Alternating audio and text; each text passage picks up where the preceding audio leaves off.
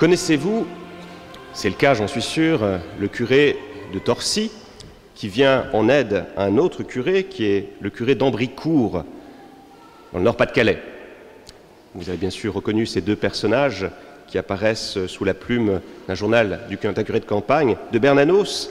Et donc, j'aime beaucoup cette formule du curé Torcy, curé doyen. Le Verbe s'est fait chair et les journalistes de ce temps-là n'en ont rien su. Le Verbe s'est fait chair et les journalistes de ce temps-là n'en ont rien su. La question que je nous pose aujourd'hui, c'est nous, si nous avions été contemporains de la naissance de Jésus, aurions-nous senti que quelque chose de capital allait se produire?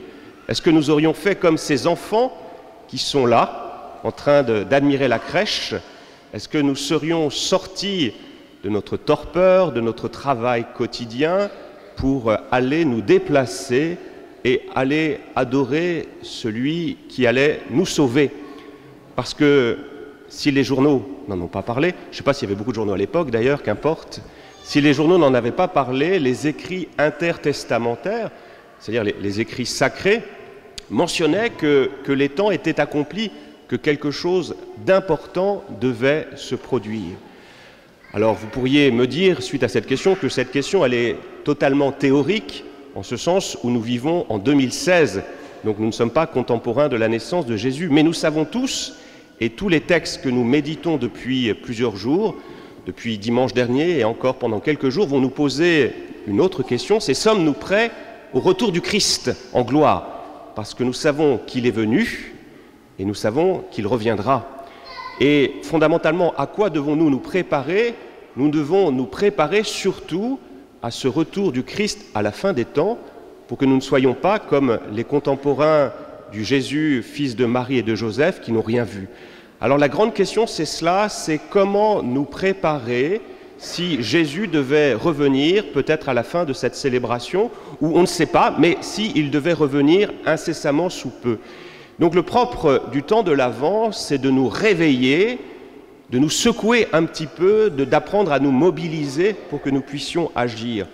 Je vais vous faire une confidence. Moi, mon réveil le matin, pour que je puisse me lever rapidement, au départ, je mettais une musique un peu douceâtre, mais le problème de cette musique douceâtre fait qu'elle ne me réveille pas beaucoup, et voilà, ça m'est arrivé de me rendormir. Donc j'ai besoin, pour me réveiller, pour ne pas rater la messe, bien sûr, j'ai besoin d'une musique un peu stridente, que j'éloigne un peu de mon lit. Donc je maugrais un peu quand je dois me lever pour aller éteindre ce satané réveil, mais j'ai besoin de ça. Et c'est peut-être pour ça aussi que nos textes sont des textes durs, des textes difficiles. Rappelez-vous tout ce que nous avons entendu depuis une semaine, ça nous parle de jugement, de châtiment, de déluge. C'est ce que nous avions aujourd'hui dans notre page d'évangile, même si la tonalité est un peu plus légère, mais néanmoins il y a cette évocation du jugement, du châtiment. C'était l'oraison de départ. Eh bien voilà, ces textes-là, comme je le disais dimanche dernier, ne sont pas là du tout pour nous faire peur, mais pour nous inviter à nous bouger, pour nous inviter à nous engager, à nous réveiller. Alors pourquoi nous sommes invités à nous engager, à nous mobiliser, et pourquoi ce temps de l'Avent est le temps par excellence de la mobilisation? Pour trois raisons. La première, c'est parce que Dieu est venu. La deuxième, c'est parce que Dieu reviendra. Et la troisième, c'est parce que Dieu vient. Dieu est venu. Dieu est venu en Jésus-Christ. Et je vais un peu anticiper sur l'année liturgique que nous connaissons bien. Vous savez que le sommet de la vie liturgique, ce n'est pas la crèche, c'est la croix. Et nous savons que notre salut, la fin des temps, dans une certaine mesure, à quel moment s'est-elle produite? Fondamentalement, elle s'est produite, comme je le dis très souvent, et je le répéterai encore et encore, elle s'est produite sur la croix, avec la mort et la résurrection de notre Seigneur. Et c'est là que le salut du genre humain s'est noué.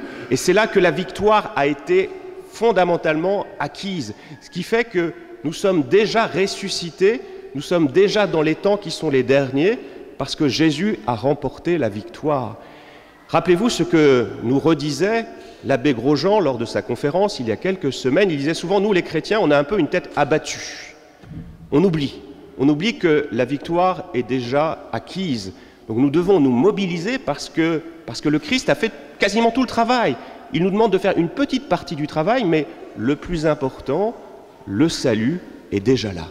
Donc, l'abbé Grosjean nous invitait à avoir des têtes de vainqueurs et non pas de vaincus, de partir avec cette force en disant de toute façon le combat est déjà gagné. Et nous savons que entre le combat final et la cessation des hostilités, il y a toujours cette période un peu compliquée. Regardez, c'est ce que je vous disais l'année dernière, mais vous l'aviez oublié, j'en suis sûr. Moi, je l'avais oublié. J'ai relu mon homélie de l'année dernière. C'était la Seconde Guerre mondiale, le combat ultime qui va mettre un terme à la puissance allemande. Quel est-il? Ce combat ultime, c'est le débarquement. Mais entre le débarquement et la fin de la guerre, il y a eu une période avec beaucoup de combats, des choses difficiles. Mais il ne reste pas moins que la victoire était déjà acquise à ce moment. Donc c'est la même chose pour nous. La victoire est déjà acquise définitivement, même si ça ne se voit pas. J'en suis sûr que dans les mois qui ont suivi le débarquement allié en Normandie, on n'avait pas forcément l'impression que la victoire était là. Et pourtant, elle était bien là. Et pourtant, les armées allemandes étaient déjà vaincues. Donc voilà, on peut se mobiliser, on doit se mobiliser parce que le Christ est venu et a remporté la victoire. On doit aussi se mobiliser, pourquoi? Parce que le Seigneur reviendra. Il reviendra et si lui, sa victoire est acquise, la nôtre n'est pas encore acquise. C'est dans notre vie terrestre que nous sommes invités à remporter cette victoire, à remporter le fruit de cette victoire. Vous savez, je vous le disais ça aussi l'année dernière, il y a deux jugements, il y a le jugement particulier et le jugement de la fin des temps. Et le jugement particulier, c'est celui qui nous concerne individuellement et ce jugement-là, c'est maintenant qu'il est en train de se préparer. Il n'y a aucune mauvaise surprise à attendre. Le Seigneur, qu'est-ce qu'il viendra faire? Il viendra juste mettre un point final à l'histoire que nous aurons écrite. Donc ce que nous disent nos textes en disant agissez, si vous êtes mal parti, si vous sentez qu'il y a des choses qui ne sont pas parfaites, eh bien reprenez la plume, écrivez une autre fin, transformez, convertissez-vous. Le temps de l'avance, c'est le temps de la conversion. On s'arrête, on se pose. C'est un temps souvent qui est magnifique dans la vie spirituelle, parce que comme le carême d'ailleurs, c'est qu'on peut prendre le temps pour se mettre devant le Seigneur, devant la crèche, et pour se dire où j'en suis de mon existence. Est-ce qu'il y a des zones d'ombre? Ça sera la semaine prochaine avec l'invitation du Baptiste, de Jean-Baptiste, à rendre droit les sentiers du Seigneur. Qu'est-ce que je dois faire pour me convertir? Vous voyez, aucune mauvaise surprise à attendre. Et plus fondamentalement, par cette perspective du jugement, le Seigneur vient nous dire qu'il compte sur nous. Il veut transformer ce monde. Il veut absolument transformer ce monde. Mais comment veut-il faire? Il veut passer par chacun de nous. C'est pour ça qu'il nous réveille. Parce qu'il est déçu. Il est déçu quand il me regarde en disant « Voilà, je t'ai donné... voilà, je t'ai placé à Jeanne d'Arc. Qu'est-ce que tu fais de ce lieu que je t'ai confié ?» Voilà, alors c'est une invitation dans ce temps de l'Avent tout simplement à faire le point et à agir. Pas du tout pour nous faire peur, mais vraiment pour nous mobiliser. Rappelez-vous ce que je vous disais la semaine dernière. Troisième chose, nous devons agir parce que Dieu vient. Quand on dit Dieu vient, c'est au présent. Et c'est prendre conscience que le Seigneur est en train de venir. Souvent, là aussi, c'est une idée qu'on avait pu partager, l'abbé Grosjean avait pu développer, c'est que souvent on se dit, voilà, dans le monde que nous vivons, c'est un monde qui est vraiment pas bon, qui est atteint par le péché, et il faut mieux en quelque sorte, pour ne pas être contaminé par ce péché, rester en quelque sorte en extériorité par rapport à ce monde. On reste entre nous, on ne veut pas se salir les mains.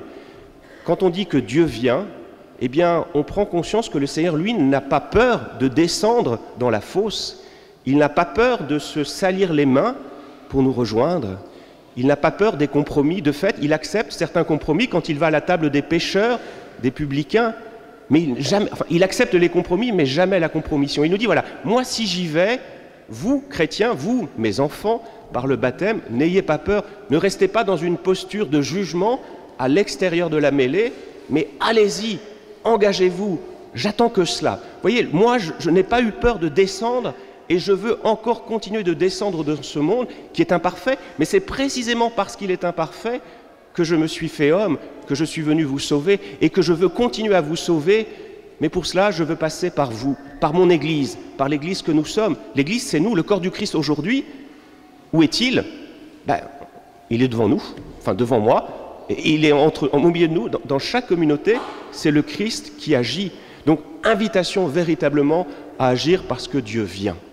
Alors profitons véritablement de ce temps de l'Avent pour faire le point dans notre vie, pour voir quel nouveau chapitre je suis invité à écrire, un chapitre pour mieux me convertir, et nous interroger pour savoir à quel engagement précis, non pas quelque chose de vague, mais à quel engagement précis le Seigneur nous invite.